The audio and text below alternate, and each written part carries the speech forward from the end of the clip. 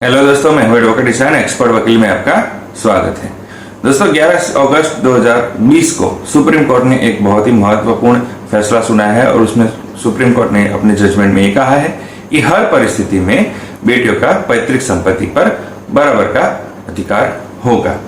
तो ये जजमेंट क्या है और बेटियों के बारे में जो जेंडर इक्वालिटी है और महिला के अधिकार के बारे में सुप्रीम कोर्ट ने इस जजमेंट में क्या कहा है, आज हम इस वीडियो में जानेंगे।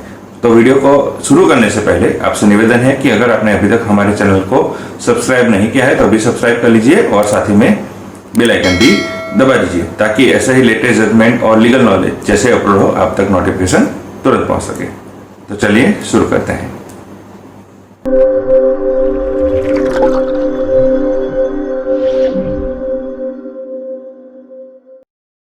तो फ्रेंड्स, 11 अगस्त 2020 को यानी कि मंगलवार को सुप्रीम कोर्ट ने हिंदू सक्सेशन एक्ट के बारे में, हिंदू महिला के अधिकार के बारे में और जेंडर इक्वालिटी के बारे में एक बहुत ही अहम फैसला सुनाया है। अविभाजित हिंदू परिवार में जो बेटियों को लेकर जो कंफ्यूजन है उनके अधिकार को लेकर उसे स्पष्ट किया है। Justice Arun Mishra, justice S Abdul Nazim और जस्टिस एम आर शाह की बेंच ने यह कहा कि बेटों की तरह ही बेटियों का भी पैतृक संपत्ति में जन्म से अधिकार है। ये उस पर निर्भर नहीं करेगा कि पिता की जो 9 सितंबर 2005 से पहले पिता की मृत्यु हुई थी, यानी कि पिता जीवित थे या नहीं थे, या फिर जो बेटी है वो इस तारीख से पहले पैदा हुई या बाद में, ये उस पर निर्भर नहीं करेगा।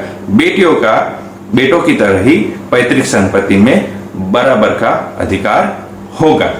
तो फ्रेंड्स, ये क्वेश्चन आएगा कि आखिर ये 9 सितंबर 2005 की तारीख है क्या।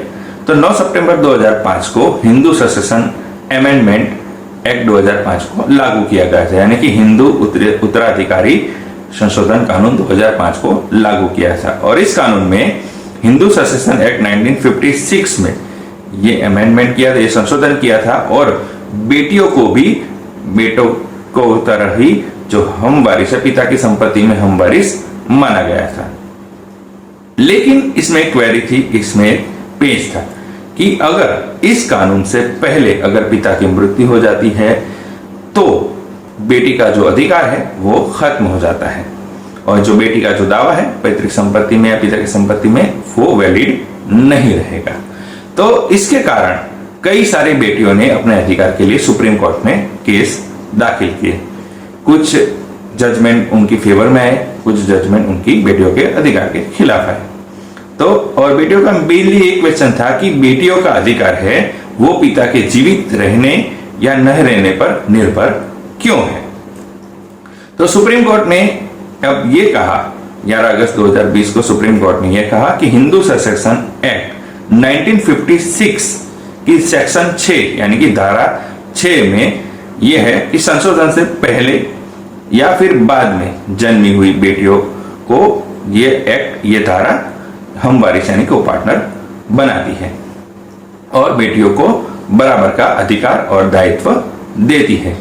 बेटी चाहे इससे पहले जन्मी हो या फिर बाद में जन्मी हो, इसे पूरा अधिकार इसमें मिलता है और इसका यानी कि इसका जो पिता है इसका जीवित होने या न होने से कोई लेना देना नहीं है। ऐसा जरूरी नहीं है पिता जीवित हो या ना हो, ये जरूरी नहीं है।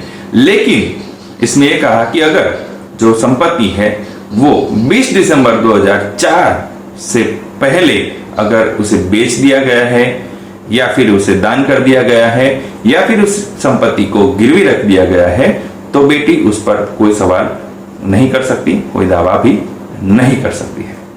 तो आखिर ये पैतृक संपत्ति होती क्या है। तो पैतृक संपत्ति बेसिकली 3 पीढ़ियों से चली आ रही संपत्ति होती है, जिसमें परदादा की जो प्रॉपर्टी होती है वो दादा को ट्रांसफर होती है, दादा की प्रॉपर्टी पिता को, और पिता फिर वो आगे ट्रांसफर करते हैं।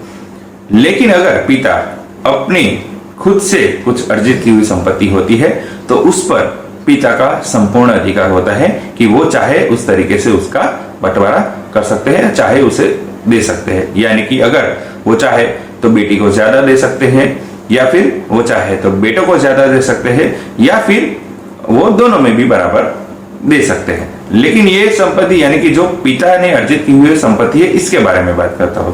जो पैतृक संपत्ति है वो उसमें तो बेटियों का अधिकार होगा। अब बात करते हैं कि अगर पिता की जो अर्जित की हुई संपत्ति है उसका बंटवारा होने से पहले अगर पिता की मृत्यु हो जाती है, वसीयत बनाने से पहले अगर पिता की मृत्यु हो जाती है, तो ऐसे में पिता की जो संपत्ति है उस पर बराबर का दोनों का अधिकार होगा।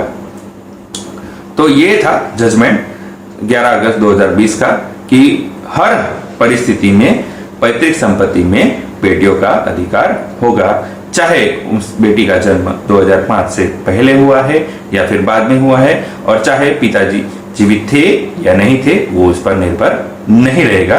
बेटियों का पैतृक संपत्ति पे अधिकार रहेगा और होगा। तो ये था जजमेंट सुप्रीम कोर्ट का। तो दोस्तों, कैसी लगी इंफॉर्मेशन जरूर बताइएगा। दोस्तों, अगर आपको ये वीडियो अच्छा लगा है तो इसे लाइक कीजिए, शेयर कीजिए। कोई सवाल हो तो आप कमेंट कर सकते हैं, या फिर हमारे नंबर पर कॉल कर सकते हैं, या फिर आप व्हाट्सएप भी कर सकते हैं। दोस्तों, अगर आपने अभी तक हमारे चैनल को सब्सक्राइब नहीं किया है तो अभी सब्सक्राइब कर लीजिए और साथ ही में बेल आइकन भी दबा दीजिए, ताकि ऐसे ही लेटेस्ट जजमेंट, लीगल नॉलेज और इंपॉर्टेंट टिप्स जैसे ही अपलोड हो आप तक नोटिफिकेशन तुरंत मिल सके। इसके साथ ही आप हमें हमारे सोशल मीडिया प्लेटफॉर्म पर भी फॉलो कर सकते हैं, फेसबुक, ट्विटर, इंस्टाग्राम पर भी फॉलो कर सकते हैं। और इस वीडियो को पूरा देखने के लिए धन्यवाद।